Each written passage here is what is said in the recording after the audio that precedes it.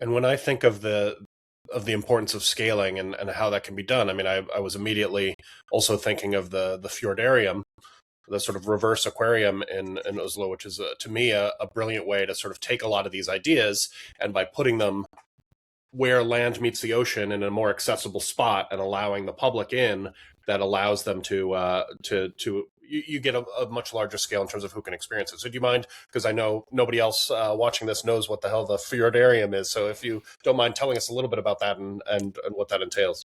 Yeah, I'm happy to. So we continue in this ocean as a classroom, right? And then some really large real estate developers came to us and say, we hear that you're passionate about the ocean, and we are too, and we have a lot of resources. What if we build an amazing aquarium?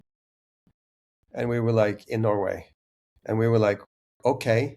So we're like in the 2020s, we're going to build another box. We're going to fly and fish from all around the world, and we'll have people look into that. It's not ethical. It's just, and it's a very limited learning experience. So we're like, no, what if we think very differently about this?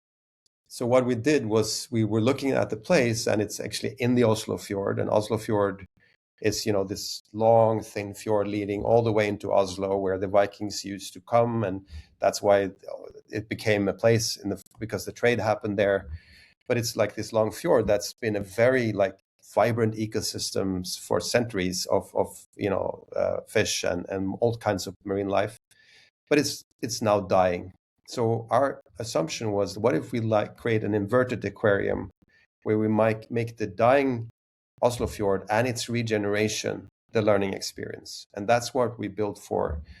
So we work with architects and scientists and technologists and material science people to look at how can we then build a structure into the fjord that enables us to observe what we can do to regenerate the life and make that the learning experience, in a reference to kind of a projection of what does it look like if we in 2050, same vision, actually are able to regenerate life in the ocean. What does that look like? And what does it look like if we continue on the trajectory we're on, and using all kinds of technologies to make that a great experience? So and the entire thesis was to be able to invite in school classes, families, in business groups from the entire both region and also internationally into this experience.